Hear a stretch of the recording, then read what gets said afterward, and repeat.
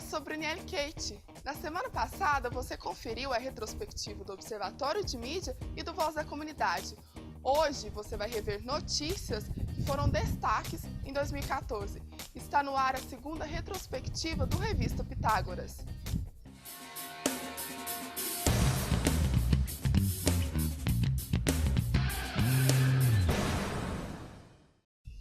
Em 2014, Divinópolis sofreu com a poluição do Itapecerica. O leito do rio que corta a cidade ficou coberto pelos aguapés. O rio desapareceu e o que se via era apenas um tapete verde. O rio Itapecerica banha ao todo 3 municípios da região centro-oeste. Ao passar por Divinópolis, percorre 29 quilômetros. Um rio extenso, mas que vem perdendo força. É o que conta a Dona Eunice, que mora há 22 anos na região ribeirinha. Antigamente não tinha esse aguapé que chama, né? Que traz a poluição do rio nosso, né? E antigamente era mais limpo. E então a gente está precisando disso, que limpa mais o rio. Com o rio nessa situação, outros problemas aparecem, como os aguapés. Neste ponto, a planta atinge quase toda a margem. Os aguapés eles favorecem o ambiente. Agora, quando nós temos uma poluição excessiva em termos de nutrientes, de matéria orgânica, que é a poluição por esgoto, há um crescimento desordenado dessa espécie vegetal. Os aguapés não são um problema, mas quando eles crescem de forma desordenada, indicam elevados níveis de poluição. Ele é, vamos colocar assim, um benfeitor da natureza. Primeiro porque ele é um bioindicador de poluição. Ele não cresce em ambientes que não estejam poluídos. Água limpa não tem aguapé. Eles têm uma capacidade de reter alguns particulados químicos provenientes da poluição, diminuindo então esses agentes poluidores no rio. O tratamento do esgoto é a principal forma de prevenção. A questão dos aguapés não é exterminar com os aguapés, retirar os aguapés. A questão é não poluir, né, os rios para que não haja essa superpopulação de aguapé. Quem acompanha a situação do Itapecerica espera providências. É uma fase que a gente está vivendo que não poderia estar vivendo. É uma situação que existe os aguapés, como vocês estão vendo. Não existe mais a procriação de peixe como existia antes. Muito tristeza, porque a água é vida, né, Kika? A água é vida e chegar e ver o rio na situação que está, poluído, o pessoal joga lixo todo. É uma impressão muito feia, né? Muito triste o pessoal daqui de Divinópolis. Tem que conservar mais o rio, né? Além dos aguapés, outro fator que gerou problemas na cidade foi o mau cheiro do rio. Relembre. Uma cena nunca vista antes. O rio Itapecerica em Divinópolis se transformou em um tapete verde. É difícil encontrar uma área que ainda não tenha sido coberta pelos aguapés. Todos os rios têm aguapé. Então eles vêm descendo de Itapecerica, Carmo da Mata, Cláudio, e entra no rio, encontra o rio Itapecerica, né? Um rio bastante poluído, e aqui ele encontrou a condição favorável para proliferar. A proliferação da planta aquática deixou o rio em situação de calamidade pública. Rio que também sofre com a estiagem prolongada. Com a falta de chuva, o nível da água do Itapecerica está cada vez mais baixo. Mas este não é o único problema. Além dos aguapés que cobrem o rio, outro fator tem gerado desconforto. O mau cheiro incomoda todos que passam por aqui. O mau cheiro era tanto que encontrar um morador incomodado era fácil. Não consegue almoçar, nem jantar, nem come comida, não tem nada. Os meus clientes reclamam do mau cheiro. Não tem nem como a gente alimentar direito, porque o cheiro está forte. Está acomodando muito a gente aqui. Alguns comerciantes chegaram a ter prejuízos. Rogério, por exemplo, registrou 20% de queda nas vendas. Prejudicou em tudo, o comércio em geral aqui pra gente. E o pessoal também passa aqui devido ao mau cheiro. É horrível o movimento pra gente aqui. Caiu bastante. Aos poucos, o mau cheiro tem diminuído. Mas em algumas partes do Itapecerica ainda é fácil ver essa espuma branca. Os especialistas alegam que ela aparece porque tem produtos químicos sendo jogados na água. Esse coquetel de produtos químicos, né, resulta esse mau cheiro. Porque o rio, como a gente falou, não está fluindo. E aqui nesse ponto, o espelho d'água aparece. E com o vento, esse mau cheiro está contaminando as casas vizinhas, havendo muita reclamação. olha, para o alívio dos moradores, o mau cheiro desapareceu antes mesmo da retirada dos aguapés, que terminou no dia 16 de dezembro. O trabalho durou 3 meses e foram retirados mais de 350 caminhões carregados com a planta. Mudando de assunto, no último ano, muitas pessoas sofreram com o tempo seco. A umidade relativa do ar ficou abaixo da média em muitas cidades. O inverno não trouxe apenas temperaturas mais baixas. O tempo seco e a falta de chuva fazem aumentar a incidência de problemas respiratórios. A baixa umidade do ar provoca uma série de incômodos. Está atrapalhando bastante.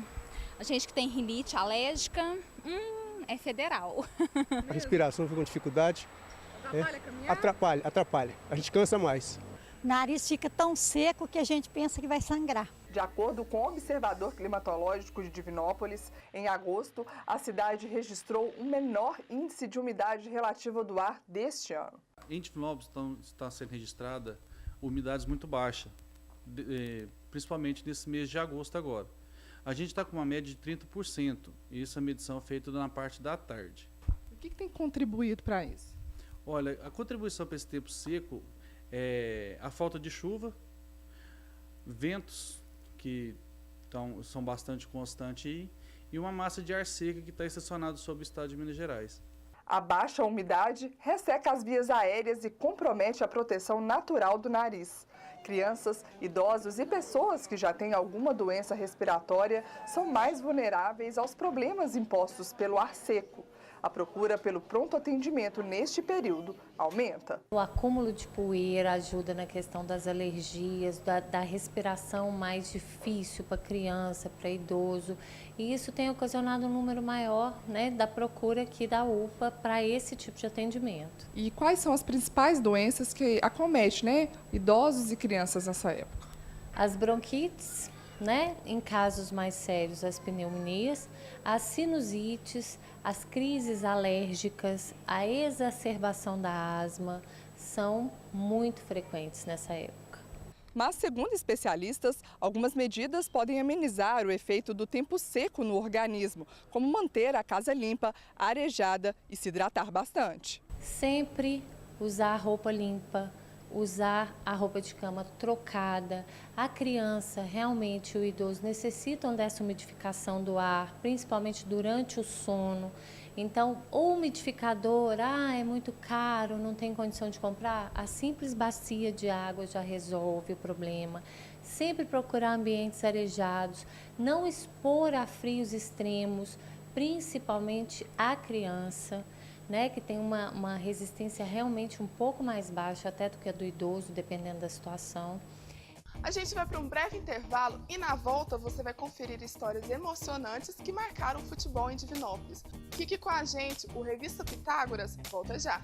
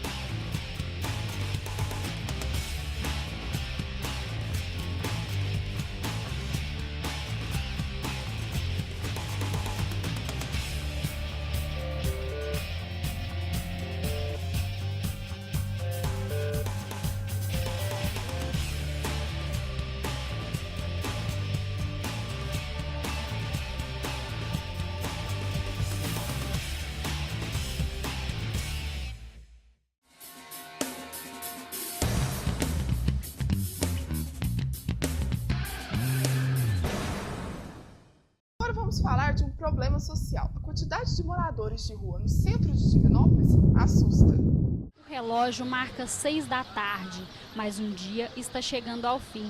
Para a maioria das pessoas, é hora de voltar para casa. Outras ainda continuam no trabalho, mas com a certeza de que após a jornada voltarão para o conforto do lar. Mas para quem vive nas ruas, o destino é sempre o mesmo.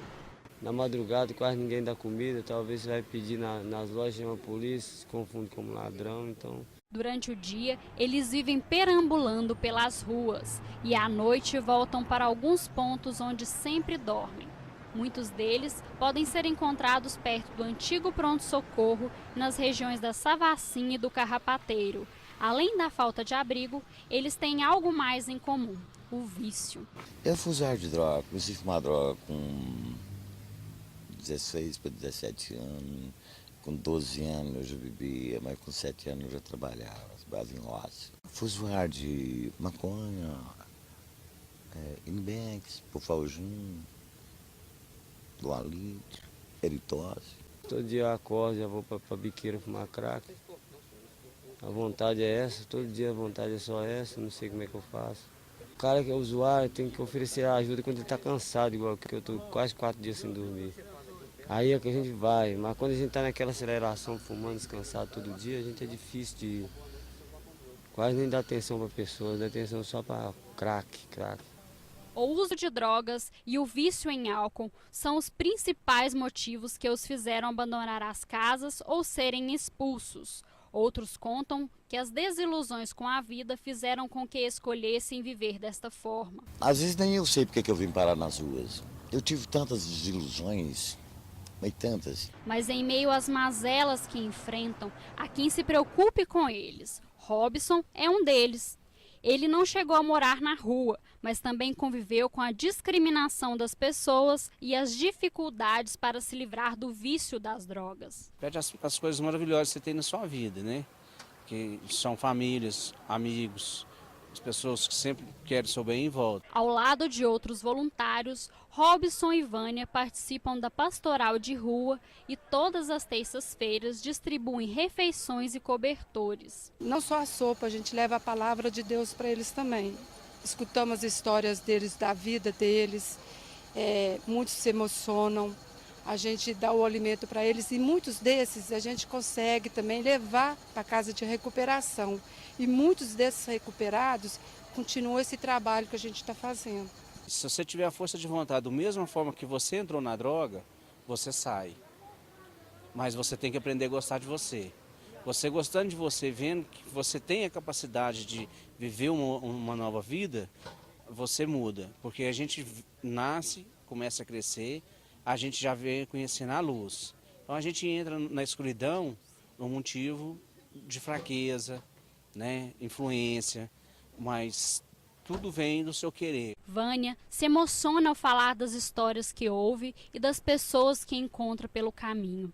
O sentimento de mãe fala mais alto e o carinho que ela tem com os moradores de rua é o mesmo dedicado à filha. Eu tenho só uma filha casada e eu faço esse trabalho por conta disso. A minha filha casou tem 3 anos e eu senti muita necessidade de poder ajudar e continuar. De acordo com dados do Centro de Referência Especializado em Assistência Social, em Divinópolis, existem 85 pessoas vivendo em situação de rua. Para tentar ajudar este público, a Secretaria de Desenvolvimento Social tem adotado algumas ações. Você tem uma equipe de abordagem e um serviço para albergar, você não tem um centro de imigrante. E o serviço de imigrante fica na rodoviária. O albergamento público era uma demanda social antiga. Apesar das opções oferecidas, muitos ainda preferem as calçadas e marquises como casa. Cada dia a gente põe mais amor a cada um deles aqui na rua. Dá vontade de pegar eles, levar para casa e cuidar mesmo. Santificado seja o vosso nome. Futebol. No ano passado, o Guarani completou 84 anos. E nós mostramos aqui na TV Pitágoras alguns jogadores que fizeram parte da história do time. Emocionados, eles relembraram como tudo começou.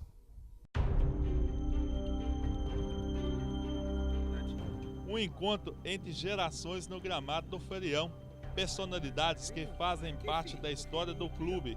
Foi aqui que Araújo, ex-volante do Guarani, começou a carreira. O Guarani, para mim, foi a abertura, né, do início de uma carreira que eu não imaginava que ia passar por mim, né? Eu vim jogar, era amador ainda, o Guarani não era uma equipe profissional, então eu vim com o intuito, entendeu? de jogar a bola, praticar futebol, como eu praticava em Araújo, não tinha aquela intuição, aquela finalidade profissional, até porque o Guarani não era profissional. Outro veterano do Bugre é Adilson Lopes, ponta esquerda, que jogou por 5 anos no time de Divinópolis. A gente tem uma relação muito boa com o presidente, né? A gente gosta de estar presente no dia de jogos e a gente tem um veterano que a gente faz parte, que a gente ajuda na diretoria, né? Então hoje eu sou diretor do veterano, a gente marca os jogos até para estar reunindo essa turma que já fez história no Guarani, a gente está relembrando as coisas boas e as coisas ruins que a gente passou dentro do clube. Depois de 2 décadas longe dos gramados, eles voltam a se encontrar com os jogadores atuais. Momento para trocar experiências e recordar um passado que ficou na memória. E para receber essas 2 personalidades, Michel Cury, divinopolitano, ele foi o meio-campo titular do Guarani nesta temporada. Eles são história aí no clube, cada um no seu momento, né? E a gente fica feliz e eu também participando dessa entrevista também, né, de vocês, a gente fica feliz, a gente se sente orgulhoso e eu espero que possa fazer muitos aí daqui para frente. Juntos, eles relembram os momentos vividos neste gramado. O recorte de jornal mostra o jogo entre Guarani e Atlético. O ex-jogador é o destaque da jogada que parou o time do Galo. Aqui Araújo bloqueia Pedrinho, 2 lances na sobra. Pailinha atrás, deu um ponto presente para o Cruzeiro. Adilson também guarda fotos dos melhores momentos, defendendo a camisa vermelha e branca. O primeiro jogo que eu fiz, que eu lembro, foi Guarani Coromandel, que eu fiz gol, né? Foi naquele gol de lá. A emoção de você estar entrando em campo, fazendo gol, né? A torcida não tinha o modo, né? Mas o campo ficava lotado, a torcida gritando o nome da gente, isso é muito emocionante. Neste encontro, uma coisa ficou clara: o amor pelo clube. Eu sou só Guarani e torço pro Guarani e vou morrer Guarani.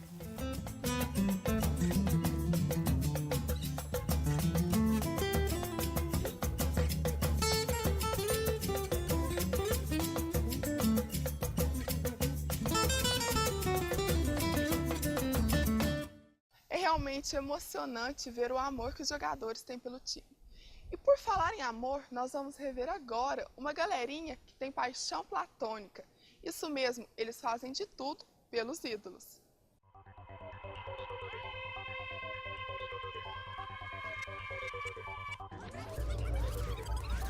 Fã, uma categoria superior ao mero fato de gostar. Com os ídolos em pôsteres, camisas e até na pele, admiradores não medem esforços para demonstrar o amor que sentem. Há quem critique as atitudes desses aficionados, mas eles não se importam. Querem mesmo é se sentirem próximos de seus ídolos. Rafaela, Ana Luísa, Bianca, Jéssica, Jennifer, Camila, Isabela, Kellen. É fácil notar qual é a paixão dessas garotas. São só algumas das milhares de fãs do cantor Luan Santana, as Luanetes.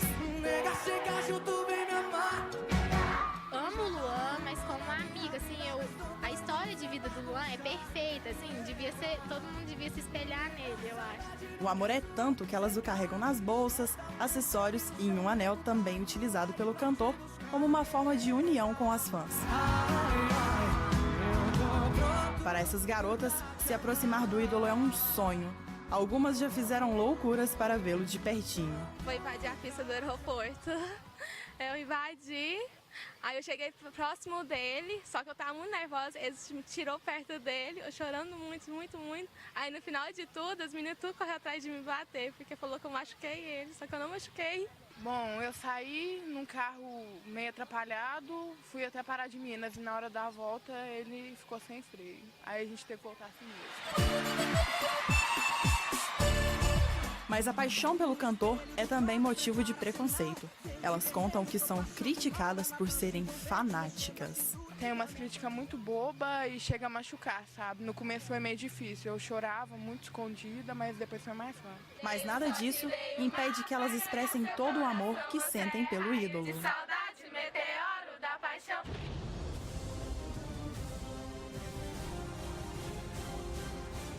7 livros, 8 filmes e uma legião de fãs. A saga Harry Potter fez com que essas amigas compartilhassem a paixão pela história e o sonho de ir para a escola de Hogwarts. Eu tenho todos os filmes, aí eu assisto quando tô à toa, né, tô tranquila, mas se tá passando na televisão também assisto, então já sei várias falas. Aí eu assisto com o pessoal, já vou falando, e eles vão falando que eu sou chata. Esse gosto por Harry Potter é evidente para quem vê os objetos que Júlia guarda com muito carinho. Ela coleciona todos os livros e filmes. O interesse começou por incentivo do pai. Li o livro, gostei do livro e vi o filme. Aí desde então eu acompanho toda a saga. A paixão da fã ultrapassou o limite da ficção.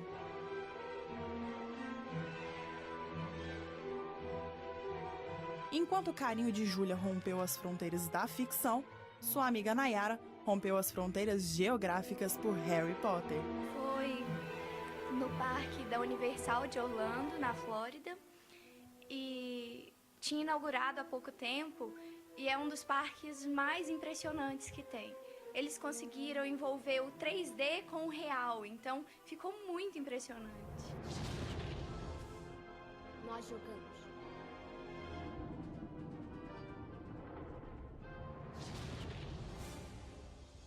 Agora nada de cinema, nem de música. Os fãs entram em campo, ou melhor, nos gramados. É o futebol, paixão brasileira na área.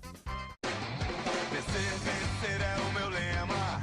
O Galo é o melhor. Vanessa não torce para o Atlético, ela vive o Atlético. Haja espaço para guardar tanta coisa. Tem camisa, caneca, revista, livro, jornais, foto com o Marques.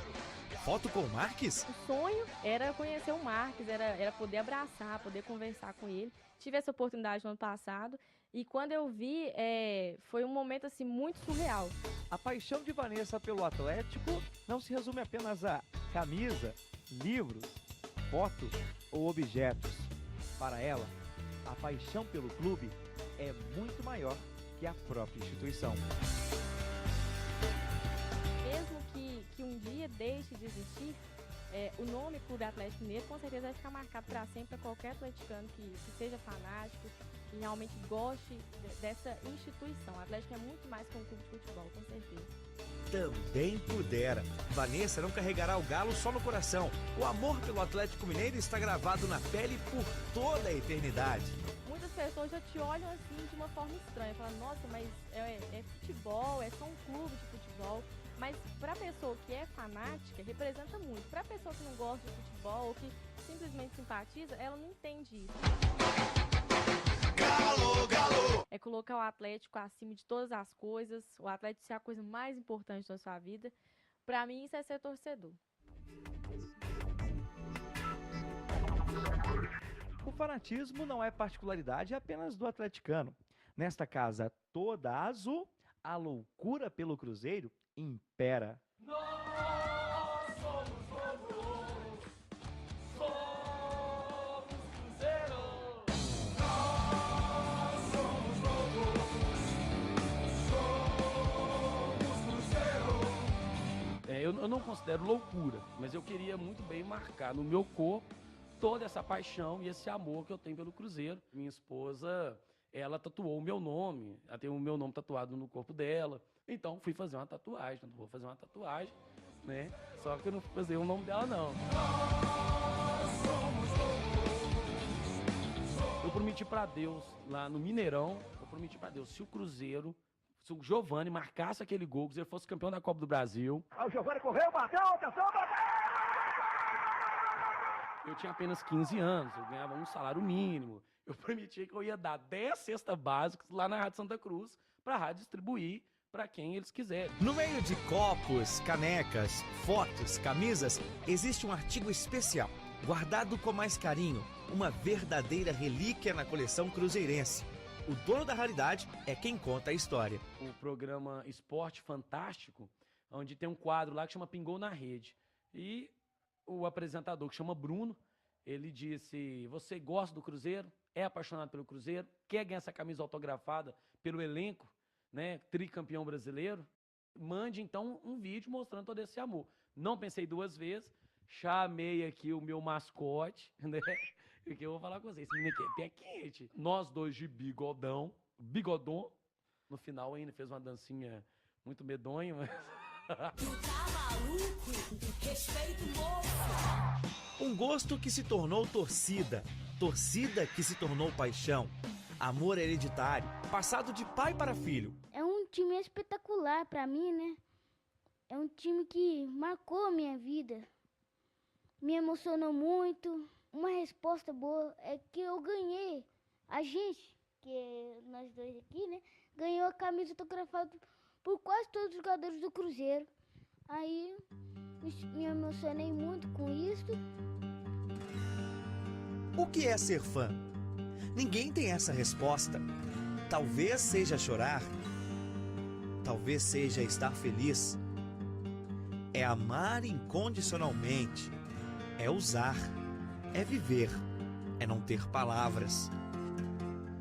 Talvez seja o mero ato de coragem ao levantar a bandeira e gritar a plenos pulmões: eu gosto, eu sou fã. Nós vamos fazer um breve intervalo e na volta tem muito mais. Eu volto já.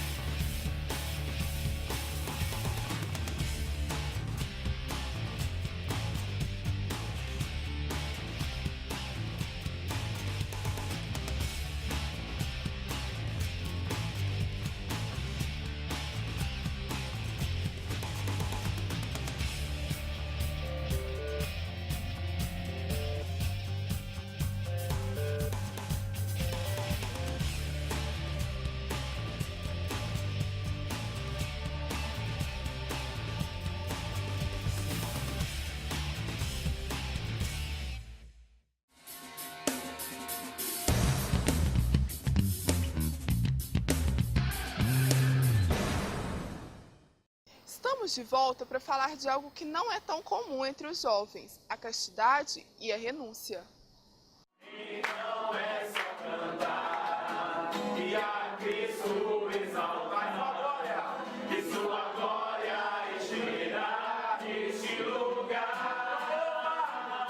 Interessante é porque esse movimento, na época que ele surgiu, ele começou também, ele se originou de dentro de uma faculdade. Eram jovens e professores universitários, né, eram cursilistas na época, e eles tinham um incômodo no coração, né, de verem algumas coisas da Bíblia e de não poder ver aquilo ser uma forma palpável. Não era muito assim visível. Por exemplo, os milagres de Jesus, né, os atos dos apóstolos, todos os feitos dos apóstolos, isso não era muito palpável nos dias atuais deles. Será sobre ti?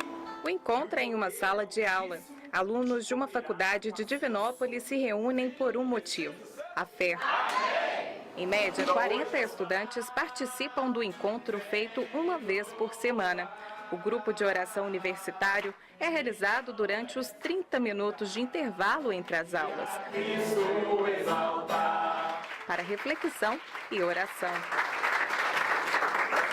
Bom, o GOL, como você já sabe, tem há 10 anos aqui na faculdade, né? Então nós, universitários, católicos, nos reunimos no pequeno prazo de intervalo de 30 minutos, toda segunda-feira, em algum lugar que tiver vago, porque, infelizmente, a faculdade não disponibiliza um espaço para a gente estar fazendo nossas reuniões. Então a gente faz em qualquer sala vazia ou até mesmo no café. De mãos dadas e com olhos fechados, o momento é de entrega a Deus. Jéssica e Ana Clara encontraram o que buscavam espiritualmente logo na primeira visita ao grupo. É maravilhoso estar na presença de Deus, né? Ainda mais na faculdade, onde a gente estuda, é bom conciliar, né? Sempre a gente precisa de Deus. Eu achei muito bom. Achei que foi de Espírito Santo mesmo que trouxe eu aqui, não estaria aqui por acaso. Para muitos jovens que participam do encontro, O GOL é apenas uma extensão das ações voluntárias desenvolvidas na cidade. Na verdade, é um movimento direcionado para universidades, né? Então, é grupo de oração universitário, é só exclusivo para faculdades, só que faz parte da renovação. A comunidade Missão Maria de Nazaré surgiu há 9 anos por meio de um grupo de jovens que leva o mesmo nome. A Missão Maria de Nazaré começou com um grupo de jovens na paróquia do Santuário. E, à medida que as coisas foram acontecendo, surgiu a necessidade de que não fosse mais só uma missão. Foi aí que surgiu a possibilidade da gente fundar uma comunidade, que é a Comunidade Católica Missão Maria de Nazaré. Motivados pela fé, com o passar do tempo, os integrantes decidiram realizar trabalhos sociais. Quem fundou a comunidade foi o Eduardo Rivelli e a esposa dele, a Carla, que começaram a partir daí dar passos mais concretos para a vontade de Deus. E aí começaram a trabalhar a juventude com todos os seus problemas, não mais só como um grupo de jovens. A dedicação é total. Alguns entregam a vida à missão. Eu abri mão do meu trabalho, eu trabalhava com direito no escritório de contabilidade e da minha família, porque aí eu venho embora para morar numa casa de missão. A escolha de seguir a palavra de Deus faz com que Pamela viva uma realidade não muito comum nos dias atuais. Ela se guarda para a pessoa certa, vive a castidade. Às vezes as pessoas se assustam porque a gente vive uma castidade muito profunda, né? A gente se guarda para a pessoa certa, para o momento certo, de viver a sexualidade do casal só depois do casamento. De não existir o ficar antes de namorar, de conhecer realmente antes de iniciar um namoro. E isso às vezes assusta as pessoas, porque não é uma coisa comum, né? Já são 8 anos servindo a Missão Maria de Nazaré. Pamela tem orgulho do trabalho realizado. Tudo que eu sou é esse projeto de Deus para mim, né? Essa comunidade é um sonho de Deus. E eu sei que eu só vou conseguir viver esse sonho de Deus na comunidade, né? Porque nessa comunidade eu encontro meu carisma. Eu falo que eu sempre quis ser mãe. Hoje eu consigo ser mãe sem ter filhos biológicos, porque eu tenho muitos filhos aqui na casa de Maria, na chácara. Eu vivo conflitos de mãe, de sofrer, de estar doente, de preocupar, né, de amar, de querer sempre bem. Então a comunidade hoje me dá a oportunidade de viver sonhos que eu tinha desde sempre. Essa é a casa de recuperação da comunidade Missão Maria de Nazaré. Foi fundada em 2008. Aqui, eles acolhem adolescentes de 12 a 18 anos com dependência química. Na época, minha fiz me fez eu sofrer muito e hoje eu sei que eu quero sair do mundo das drogas, eu tenho muita fé em Deus e eu sei que com Ele eu vou conseguir. Fé que gera sustentação espiritual. Fé capaz de transformar uma vida. Eu vivi uma experiência muito profunda, onde eu senti que Jesus me chamava a caminhar perto dele. Eu contei, né? Eu tava querendo usar, né? Aí depois, eu tava nervoso na hora, né? Aí depois resolvi. E o que você fez para passar essa vontade? Aí eu fiquei um tempo na capela, depois fui ocupar meu espaço que tava sobrando, né? Você acredita que na festa vai conseguir sair do mundo das drogas? Acredito. Fé que pode realizar o milagre do renascimento, sem deixar de acreditar e confiar.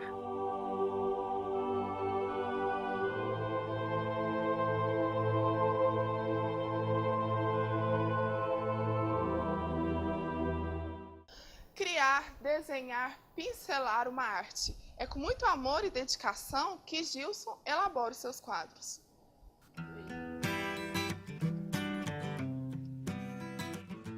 Na caixa de madeira, as ferramentas que o artista utiliza para a criação das obras. Na paleta de cores, os tons se misturam e dão vida às pinturas.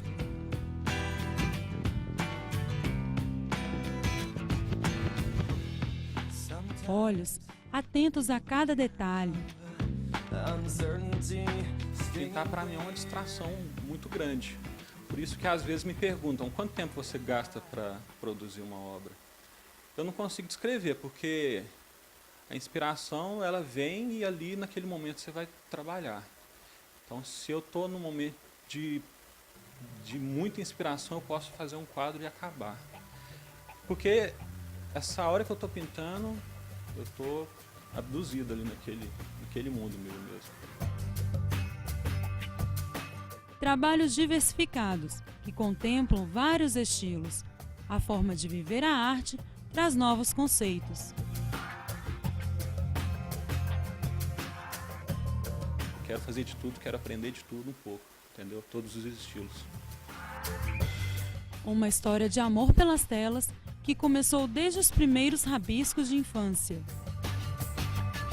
É muito de novinho mesmo, assim, que eu já gostava de desenhar. Então, dia das crianças, aniversário, eu queria papel e lápis de cor. Então sempre foi esse meu desejo, assim. Então nunca tive dúvida que eu sempre gostei de fazer isso, entendeu? Talento sempre incentivado pela mãe. Com 3 anos de idade ele já começou. Todo papel que ele via, já começava a escrever com lapiseira, com lápis de cor. Começou desde pequenininho. Tudo que ele via, ele queria desenhar. Fazia uma bagunça pela casa. A arte está por todo o ateliê. Obras que o artista guarda e que muitas vezes são fontes de inspiração. Para cada trabalho, um carinho especial. Cada obra é uma inspiração, cada obra é uma música que vem na cabeça, acho que cada é individual, são obras individuais, então todas eu tenho muito amor por elas e cada uma com um sentimento diferente. Para ele, as cores e as formas estarão sempre presentes em sua vida. Essa certeza é uma certeza grande que eu tenho na minha vida, que eu nunca vou deixar de lado a arte, independente do tipo de arte. Ela sempre vai fazer parte da minha vida, em todos os sentidos.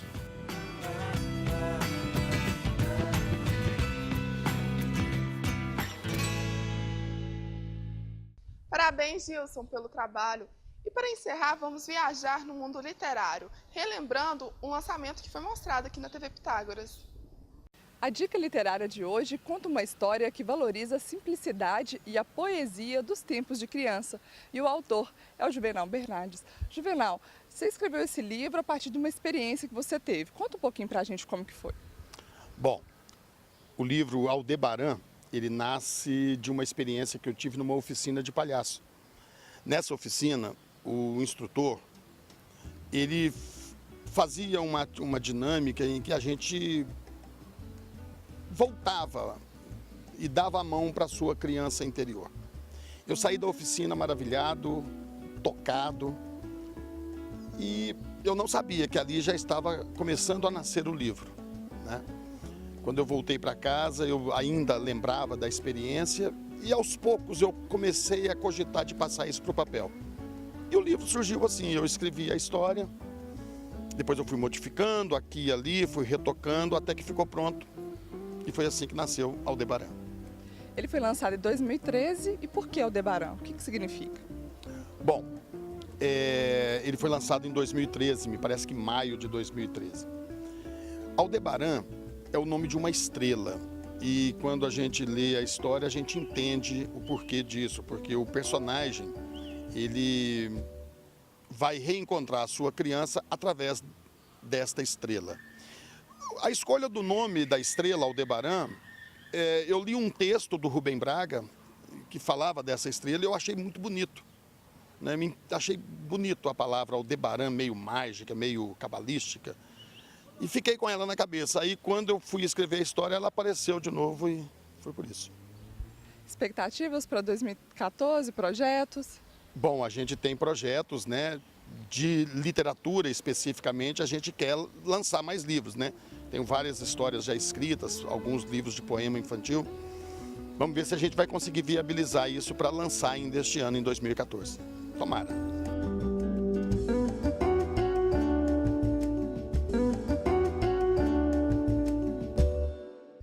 A retrospectiva de hoje chegou ao fim. Na semana que vem tem muito mais. Muito obrigada pela sua companhia, foi ótimo estar com você. Uma boa semana. Tchau!